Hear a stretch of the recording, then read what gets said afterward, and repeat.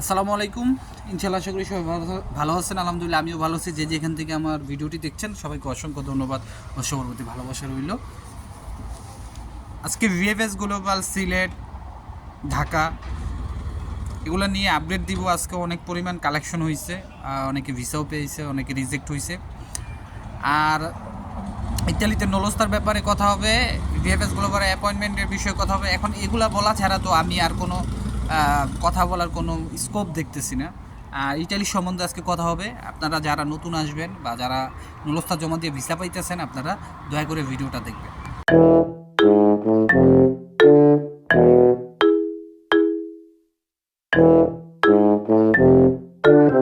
তো সব কিছুর জন্য আলহামদুলিল্লাহ। প্রথমে আমি বলি, প্রায় ঢাকাতে প্রায় দেখলাম যে 15-20টার মতো ডেলিভারি নিউজ দিল একজনে। সেখানে প্রায় হয়তো কয়টা দেখলাম 12-13টার মতো ভিসা পাইছে। আর অনেকগুলো রিজেক্ট, ফ্যামিলি ভিসা, সব ধরনের ভিসা, ওয়ার্ক ভিসার ফ্যামিলি ভিসা, এই দুটোই তো এখন বেশি সবচেয়ে থেকে মানুষের কাছে সবচেয়ে গুরুত্বপূর্ণ যেটা। সিলেটে দেখলাম প্রায় 16-17টা এরকম হবে। আবার অনেকে দেখলাম একজনে মেসেজে লেখা পাঠাইছে প্রায় 36টার মতো। তো তার ভিতরেও ফ্যামিলি ভিসা আসলো, তারপর আপনার ওয়ার্ক ভিসাও ছিল। কিন্তু এখন একটা বিষয় হলো, যেটা আমি আপনাদের খুব ভালোভাবে খেয়াল করলাম, যে এই যে ভিসাগুলি পাচ্ছে, এগুলো কিন্তু আগস্ট মাসের, সেপ্টেম্বর মাসের, অক্টোবর মাসের, নভেম্বর মাসের, ডিসেম্বর মাসের, মানে পিছনের যে ভিসাগুলি সেগুলাই কিন্তু দেওয়া হইতেছে। তো ভিএফএস গ্লোবালে যে আমাদের একটা কথা দিয়েছিল যে আগামী 2-3 মাসের ভিতরে আমরা পিছনের যে ফাইলগুলি আছে সেগুলো দেওয়া কমপ্লিট করে দেব। তারা কিন্তু তাদের যে কথাটা দিয়েছিল সেই কথার ধারায় অব্যাহত আছে, মানে তারা কিন্তু দিতেছে প্রতিদিন। এরকম অনেক মানুষ মেসেজ পাইতেছে। তারপরে যে বিষয়টা সেটা হচ্ছে অ্যাপয়েন্টমেন্টের বিষয়টা। দেখেন, গতকালকে 24 তারিখ গেছে, 24 তারিখে আমার একটা ফ্রেন্ড জমা দিছে। তো ওর সিরিয়াল নাম্বারটা হচ্ছে 37। আর আমি আগেও বলছি, যে এখনও বলতেছি, যে প্রতিদিন আপনার প্রায় 40 জনের মতো কাগজ জমা দিতে পারতেছে।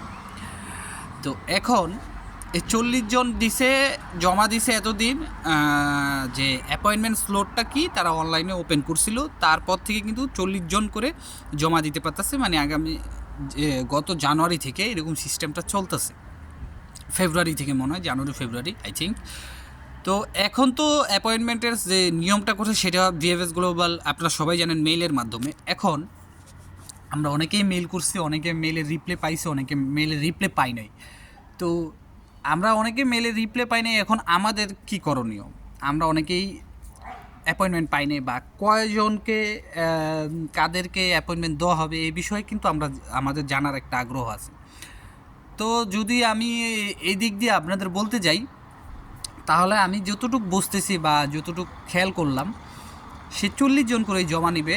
এখন এপ্রিল মে মাসেও কিন্তু প্রতিদিন 40 জন করে জমা নেবে।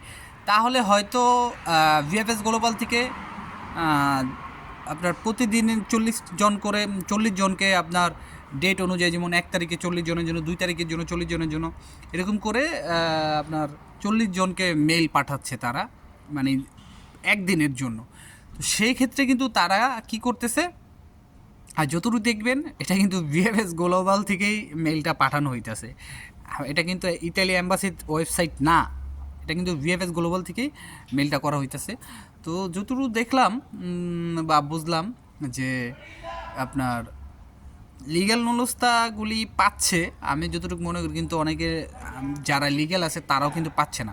তো তাদের কি হবে? তারা এখন ধৈর্য ধরতে হবে, কিছু করার নেই। এখন এই বিষয়ে আপনারা যে কিছুদিন আগে মানববন্ধন করছেন, আপনারা এই বিষয়ে যারা অ্যাপয়েন্টমেন্ট পাচ্ছেন না, আপনারা নিজেরা এই বিষয়ে ভিএফএস গ্লোবালের সাথে কথা বলেন। কারণ সময় চলে যাইতেছে, এটা কিন্তু আপনাদের বুঝতে হবে। কারণ পরবর্তীতে নাহলে কিন্তু আপনাদের সমস্যা হয়ে যেতে পারে। আশা করি বুঝতে পারছেন। আর আরেকটা বিষয়, যেটা অ্যাপয়েন্টমেন্ট পাবেন, এই মাসটা পুরাটা আপনাদের ওয়েট করতে হবে। হয়তো এপ্রিলের জন্য, মে মাসের জন্য অ্যাপয়েন্টমেন্ট দিচ্ছে, এপ্রিলের জন্য আবার দিব। ঠিক আছে, এইভাবে সিস্টেম করে দিতে পারে, হয়তো এই জন্য একটু লেট হচ্ছে। তো ভয় পাওয়ার কোনো কারণ নাই।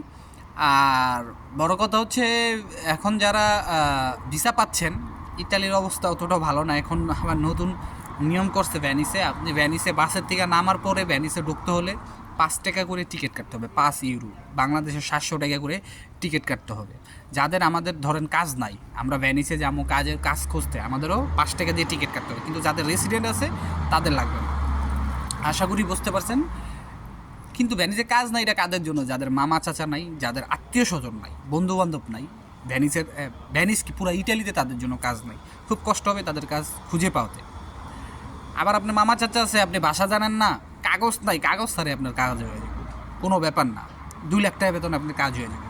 আশা করি বুঝতে পারছেন। তো যারাই আইতাছেন দালালের মাধ্যমে আহেন, যেভাবে আহেন ভাইবা চিন্তা আইয়েন, ঠিক আছে? আপনি আইলে আমার 2 টাকা কমবো না, বা আপনি কামাইলেও আমার 2 টাকা কমবো না। আশা করি বুঝতে পারছেন। তো এরকম অ্যাডভাইস দিতেছি, অনেকে হয়তো বা খারাপ মনে করতে পারেন, কিন্তু আমি ভালোর জন্যই বলতেছি। আমি বলি না আসতে মানা, কিন্তু আসার আগে একটু ভাববেন এখানে আসলে আপনি কীভাবে নিজেকে প্রস্তুত করবেন। আশা করি বুঝতে পারছেন। ইটালিতে নলস্তা ওঠার যে এটা ছিল, আজকে কিন্তু ইতালিতে বন্ধ, ফেস্তা চলতেছে, আজকে নলস্তা ওঠার কোনো সম্ভাবনা নাই। শুক্রবার ফ্রাইডে ভ্যানের দিতে যদি ওঠে তো আলহামদুলিল্লাহ, আর না হলে আবার সোমবার থেকে আপনারা নলস্তার আশা করতে পারেন। তো আজকের মতো ভিডিওটা এখানে। আর আমি আপনাদের কাছে পার্সোনালিভাবে আপনাদের সবার কাছ থেকে আমি দোয়া চাচ্ছি, আপনারা পারলে আমার জন্য দোয়া করবেন। আমি একটু মেন্টালি প্রবলেমের ভিতরে আছি, আর অনেক মানসিকভাবে আমি খুবই ভেঙে পড়ছি। তো অবশ্যই আমাকে দোয়া করবেন আমার জন্য। আল্লাহ তাআলা জানি আমার মনটাকে আরও শক্ত করার তৌফিক দান করে, আর আমাদের সকলের রিজিকে জানি আল্লাহ তাআলা বরকত দান করে। তো সবার জন্য দোয়া রইল, সবার জন্য দোয়া করবেন, আর ভিডিওটা অবশ্যই শেয়ার করবেন। আসসালামু আলাইকুম, আল্লাহ হাফেজ।